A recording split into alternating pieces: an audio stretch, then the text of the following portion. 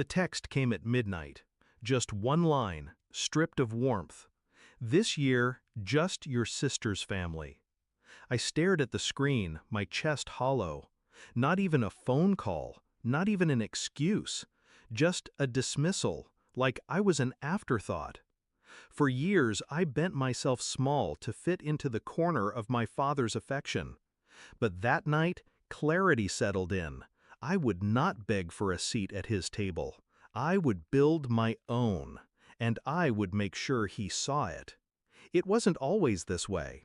When Mom was still alive, Thanksgiving meant laughter that carried through the house, her cooking filling every corner. Dad wasn't tender, but he was present. At least, he played the part. After she passed, the cracks widened. My sister slid into the role of favorite. Dinners with her, trips with her kids, praise reserved only for her. I was tolerated, at best. When I pointed it out once, Dad's answer was sharp. Stop being dramatic. Family doesn't keep score. But he kept score. Every year. The text proved it. This time I didn't spiral. I didn't plead. I didn't even reply. Instead, I planned. Because 3 months earlier, I'd closed on something no one in my family knew about. A mountain ranch. $5 million of land, glass, and stone, perched high above the pines, carved into the ridge like it had always belonged to me. I had worked in silence, built in silence, and now silence would become my sharpest weapon. The week before Thanksgiving, I called everyone but him. Uncles, cousins, old friends, neighbors who used to watch me from their porch when Dad forgot to pick me up from school. Each invitation was laced with warmth. Come eat with me. Bring the kids. You'll see. No one asked where. I wanted it to be a surprise. And when the day came, the mountain came alive. The driveway filled first. Luxury SUVs, old beat-up trucks, a caravan of faces I hadn't seen in years. Then the sound, laughter echoing against the ridges, boots crunching on gravel, kids racing through the snow-dusted fields. Inside, the ranch glowed. High ceilings, fireplaces roaring, long tables groaning under the weight of food. A feast no one expected from me, the forgotten one. Every smile, every hug, every toast tasted like justice. I kept my phone on the counter, face down. It buzzed once, twice, then again. I ignored it, carving turkey while my cousin told me I'd outdone myself. But when dessert hit the table, I flipped the phone over. 21 missed calls. 6 from Dad. 15 from my sister. They had seen the photos. Because I had posted them carefully.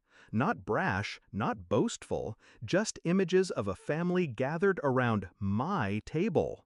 Candles glowing, children's faces lit with joy, laughter frozen mid-frame.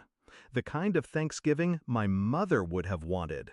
And at the center of it all, me. Not excluded, not forgotten, the host.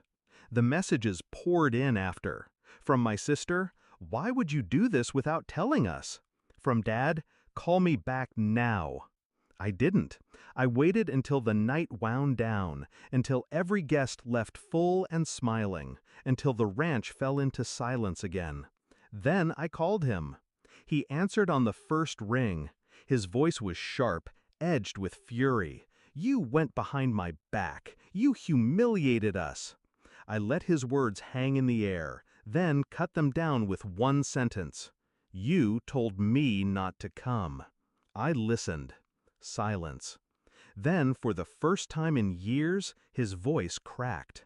I didn't know you had something like this." That was the truth of it. He hadn't thought. He hadn't known, because he never cared to look. I didn't argue. I didn't scream. I simply said, "Enjoy your next Thanksgiving. Just your sister's family." And I hung up. Since that night, the calls haven't stopped. Invitations, half apologies, attempts to fold me back into a dynamic that no longer exists. But I've learned something vital. Exclusion is power when you wield it. They thought I needed their table. Instead, I built a bigger one. And now they're the ones left out in the cold, staring through glass they'll never touch.